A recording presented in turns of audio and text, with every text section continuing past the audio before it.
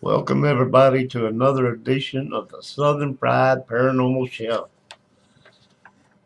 Your silverware has been placed, your table is set in the dining car of the real ghost train. The Silver Arrow, the real ghost train haunting Stockholm Metro. Fanciful legends about ghost trains regularly pop up around subway systems and rail tunnels and abandoned tracks. But in the case of the Stockholm Metro, the ghost train is real. The story of Stockholm's poltergeist locomotive begins in 1965, according to Christopher Sandahl, the director of Sparvegas Museet, the Swedish tramway museum. That year, Stockholm Metro purchased 8 unpainted aluminum train cars to add to its fleet. This bare aluminum train, which could be made more cheaply than the standard green ones already running on the Metro, was mainly used as a test to see how it performed. The idea being that such trains could be a cost effective option for the expanding urban transit system. Silver piling is very real. The hundreds of trains in the Metro system were painted a stock green in the 1960s. So when a silver train showed up on a line, it got people talking. Even before it became a ghost story, the train had earned the nickname Silver Piling, the Silver Arrow, from the locals. According to Sandahl, the train wasn't very popular among Stockholmers who took offense at its raw look. But it was not just the shiny silver exterior that set the train apart. The cars were of a slightly different design than the standard Stockholm Metro trains. The doors slid open on the outside of the train, allowing for a slightly expanded interior, and insides were free from the usual ads and decorations. Unlike the generally shining and clean Metro trains most commuters were used to, the insides of the silver train were a bit dirtier, bearing the marks of removed graffiti and generally looking a bit more dystopian. All of this contrasts to the regular trains combined with Silver Piling's unpredictable rarity, at least from the point of view of the commuters, created fertile ground for an urban legend to grow up around it. One of the old trains from the 1970s, one of the standard green trains from the 70s, as Sandel tells it, the basic legend is that if you got on board the Silver Arrow, you didn't get taken to any station. You just traveled and traveled and traveled and never got out. Swedish anthologist and urban legend scholar Benj F. Kleinberg, who wrote about Silver Piling in his 1986 book, The Rat and the Pizza, adds some of the legend's variants. It is only seen after midnight. It stops only once every year. The passengers in the train seem to be living dead with expressionless, vacant looks. A very common detail is that a person who just wanted to travel to the next station remains seated for 1 week in the Silver Piling.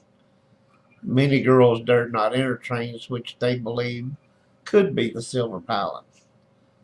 Whatever the version of the legend one might hear, Silver Piling spells doom. By the 1970s, the legend of Silver Piling was widespread, well known, and growing. In the early part of the decade, the metro system was expanded, opening the new Blue Line in 1975. As part of this expansion, the Kaimling station was built to service an area that was slated for an economic redevelopment. However, this development never materialized. Without the expected demand for the station, the fully completed structure never opened to commuters. Soon this ghost station began occurring urban legends of its own, sparking a local saying only the dead got off at Kaimling.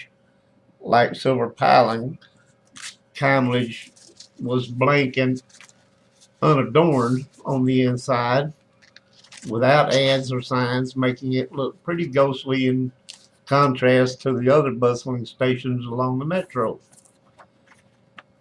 It was not long before the legends of Kimledge and Silver Piling became intertwined, and the station came to be known as the home of Silver Piling, or the station where the ghost train picks up the dead.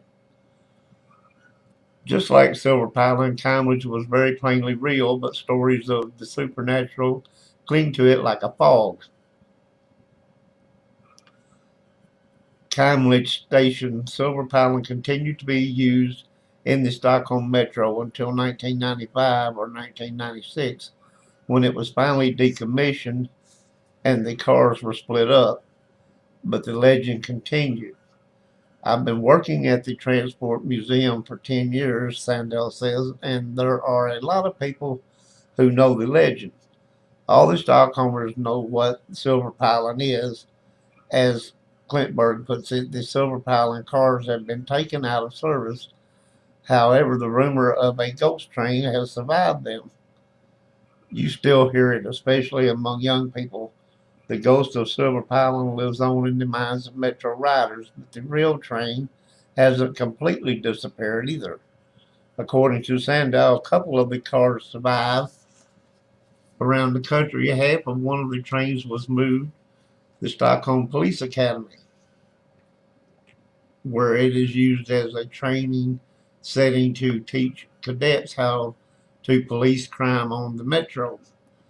Assumedly not supernatural crime, though, or else Silver Piling would likely be public enemy number one.